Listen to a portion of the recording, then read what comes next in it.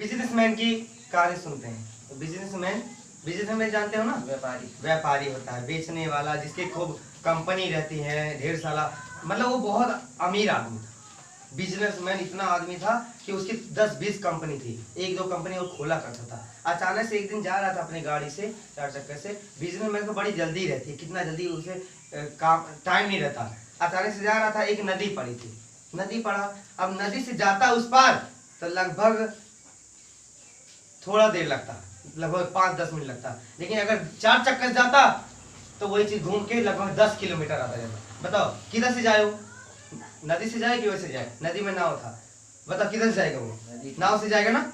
नाव उसकी, अब देखो वहां पे नाव वाले के पास गया, एक नाव वाले कहा भैया मुझे उस पार ले जाना है, थोड़ा काम है, वहां पे जमीन मिल गया है, उसका कोई काम है, ब्यौरा है। तो उसके बाद कहे ठीक है, कितना रुपया लगेगा, लेके चलिए। कहे अच्छा ठीक है। उसके बाद जैसे ही नदी में, वो जो नाव वाला था चलाने वाला बहुत भोला भाला इंसान था, अनपढ़ था उसका। अब वो जो बिजनेसमैन बैठा उसके नाव पर और कहने लगा कि भाई साहब ये बताइए, आप मेरे बारे में जानते हैं, आप मेरे बारे में जानते हैं?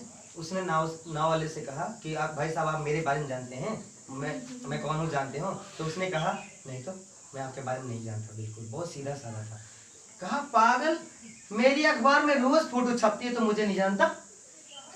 मैं एरिया का बहुत बड़ा आदमी हूँ तो तुम मेरा नाम नहीं जानता? कहा नहीं साहब मैं नहीं जानता।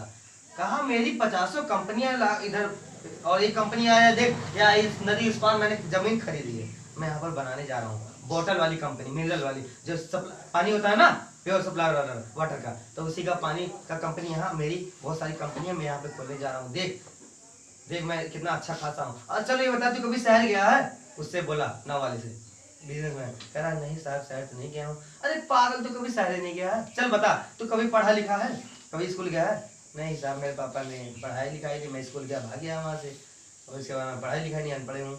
कहा अच्छा। ऐसे करते करते उसको बहुत शर्मिंदगी किया नाव वाले को बेचारे को।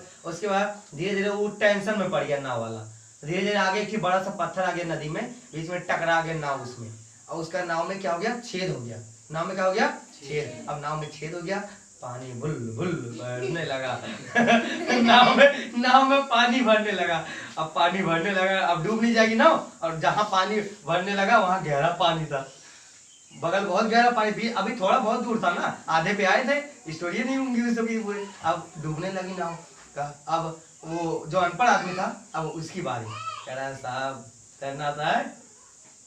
नहीं तो मुझे नहीं आता तैरना।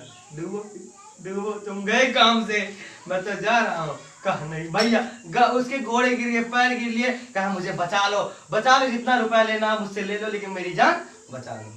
कहा साहब मैं ऐसा नहीं हूँ, मैं गरीब हूँ, लेकिन दूसरे को बचा लूंगा, मैं तो केवल मस्ती कर रहा था आपसे। आप क्या करते हैं बताइए? आपका पैसा इस वक्त काम नहीं आ रहा है, केवल काम आ रहा है तो एक गरीब आदमी काम आ रहा है, हाँ आ रहा है ना? तो बताओ उसको, फिर उसका भी हाथ पकड़ा और दोनों लोग छलांग लगाए, नदी के उस पार चली गई, नाव डूब गई क्योंकि उसमें पानी भर गई थी। तो ऐसे ही कभी भी किसी इंसान को छोटा मत समझना। सत सैया के दौरे जेव नावे के तीर, देखन में छोटे लगे घाव करे गंभीर। कहानी यहीं पर समाप्त होती है, समझ आई?